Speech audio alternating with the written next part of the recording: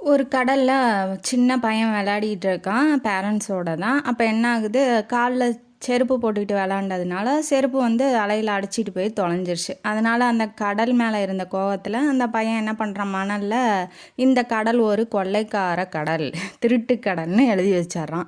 அடுத்தது என்ன ஆகுது, ஒரு மீனவன் வந்து கடல்லேருந்து மீன்கள் நிறைய கிடைச்சதுனால ரொம்ப சந்தோஷமா வராரு. அவர் என்ன எழுதி வைக்கிறாரு அப்படின்னா, அந்த மணல்ல இந்த கடல் ஒரு அள்ளி கொடுக்குற வள்ளல் அப்படின்னு சொல்லி எழுதி வைக்கிறாப்புல. அடுத்தது என்ன பண்ணுறாங்க அப்படின்னா, ஒரு ஒரு சிறுவன் வந்து அதே மாதிரியே விளையாடிட்டு இருக்கான். அதை என்ன பண்ணுறாங்க, கவனிக்காமல் பேரண்ட்ஸ் விட்டதுனால அந்த பையன் வந்து கொஞ்சம் ஆழத்துக்கு போயிடுறான்.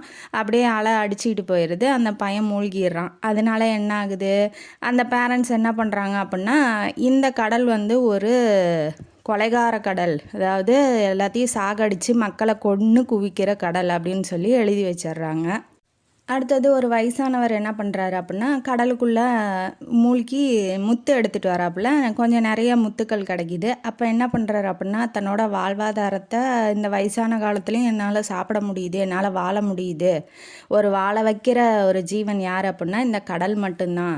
அதாவது ஒருத்தன் என்னங்கிறான், இந்த கடல் வந்து ஒரு கொள்ளைக்கார கடலுங்கிறான், அதாவது திருட்டு கடல் அப்படின்னு சொல்கிறான். இன்னொருத்தன் வள்ளலுங்கிறான். ஒருத்தன் என்னங்கிறான் சாகடிக்குதுங்கிறான். ஒருத்தன் வாழ வைக்குதுன்னு எழுதி வச்சுட்டு போயிட்டானா. இப்போ கடைசியாக என்ன ஆகுது அப்படின்னா, ஒரு பெரிய அலை வந்து அந்த கடலில் எழுதி வச்ச பூரா எழுத்தையும் அழிச்சிருது.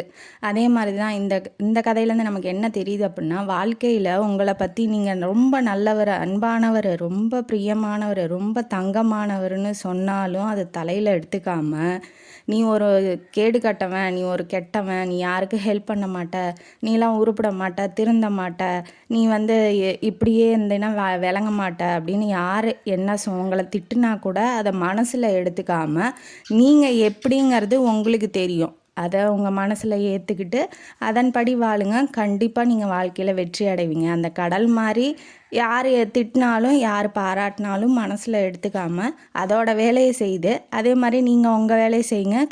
கரெக்டாக உங்கள் வேலையை செஞ்சிங்கன்னா வாழ்க்கையில் நீங்கள் முன்னேறுவீங்கன்னு சொல்லி இந்த கதையை இதோட முடிக்கிறேன். இந்த கதை உங்களுக்கு பிடிச்சிருந்தா லைக் பண்ணுங்கள், ஷேர் பண்ணுங்கள், சப்ஸ்கிரைப் பண்ணுங்கள், கமெண்ட் பாக்ஸில் கமெண்ட் பண்ணுங்கள். நன்றி மக்களே.